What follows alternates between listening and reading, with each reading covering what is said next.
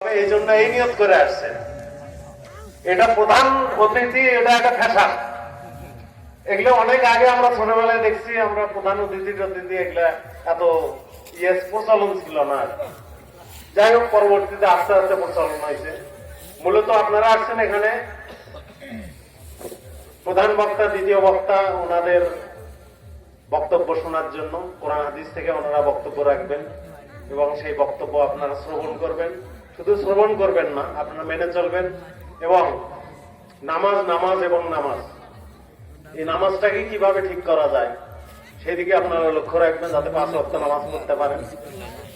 আমার সৌভাগ্য হয়েছে হজ করার, তারপরেও হজ থেকে ফিরে এসে বা হজে যখন ছিলাম তখন মনের অবস্থাটা এমন ছিল যে দুনিয়াতে বোধহয় আর কিছু নাই, শুধুমাত্র একমাত্র আল্লাহর পথ ছাড়া ওই জায়গায় গেলে, মক্কা এবং মদিনায় গেলে আর মাথার মধ্যে অন্য কোনো কিছু ঢোকে না। তো এইরকম আপনারা যারা যেতে পারেন নাই, তারা প্রধান বক্তার কাছ থেকে শুনবেন, বিভিন্ন হাদিস থেকে, কোরআন থেকে উনি বক্তব্য রাখবেন এবং সেইভাবে আপনারা মেনে চলবেন।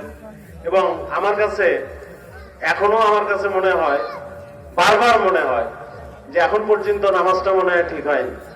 এখন পর্যন্ত যে আল্লাহকে ডাকবো, সেই ডাকার পথটা মনে হয় সঠিক হচ্ছে না। এগুলো ভুল ত্রুটি নিজেদের মধ্যে আছে, আমার মধ্যেও আছে। এই দুর্বলতা কাজ করে। এবং আমি ওই কোরআন হাদিস থেকে যে ওয়াজ মাহফিল হয়, এই মাহফিল গুলা ইউটিউবে দেখা যায়। আমি বাসায় বসে বসে দেখি, যখন দেখলে মনের অবস্থা খারাপ হয়ে যায়, দুর্বল হয়ে যায় মন, যে দুনিয়াদারি করে কি হবে, কি লাভ। অর্থে ওই দরবেশের মতো কোথাও গিয়ে আল্লাহকে ডাকা ভালো। এবং এইভাবেই সারাটা জীবন যতদিন বেঁচে আছি, আল্লাহকে ডাকে যদি নামাজ পড়ে যদি জীবনটা কাটাইতে পারতাম, তাহলে হয়তো দুনিয়াদারি থেকেও রক্ষা পাইতাম, পরকালেও ভালো হইতো। যাই হোক, আমি বক্তব্য বেশিক্ষণ দেব না, কারণ আমি বললাম না একটা ফ্যাশন প্রধান বক্তা। এখন আস্তে আস্তে ফ্যাশন দেখতেছি, প্রধান বক্তা যারা হয় বা বিশেষ বক্তা যারা হয়, তারাই বক্তব্য দেয় 40, 45 মিনিট, 50 মিনিট পর্যন্ত। এমনও দেখছি যে যারা আপনারা আসছেন, আপনারা হয়তো বিক্ষুব্ধ হয়ে যান তখন, যে ওনারা এগুলো ভগর শোনার জন্য আসছি না মৌলানা সাহেবের ওয়াজ নসিহত শোনার জন্য আসছি।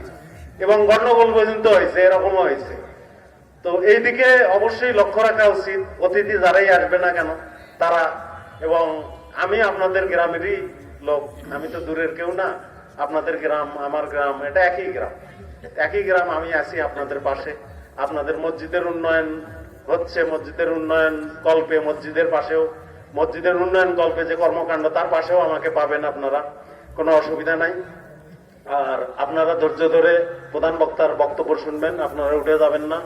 এটা উঠে গেলে শিষ্টাচার বহির্ভূত কাজ হয়, এটা দেখতে খারাপ দেখা যায়। কারণ দূর থেকে আসছেন একজন প্রধান বক্তা, উনি বক্তব্য দিবেন, আর আপনারা যদি না থাকেন, ছুটাছুটি করেন, দাঁড়ায় থাকেন, আপনারা এদিক ওদিক যান, ওই চায়ের দোকানে, মিষ্টির দোকানে আড্ডা মারেন, তাহলে প্রধান বক্তাকে অপমান করা হয়, ওনাকে ছোট করা হয়। কাজেই আমার অনুরোধ, আমার এলাকায় উনি আসছেন, উনি যাতে মর্যাদার সাথে আপনাদের সামনে কথা বলতে পারেন, সেই সুযোগ আপনারা সৃষ্টি করে দিবেন। এবং এই আশাবাদ ব্যক্ত করে আমি আমার বক্তব্য শেষ করছি। সবাইকে ধন্যবাদ। আসসালামু আলাইকুম রহমতুল্লাহ ওয়া বারাকাতুহু।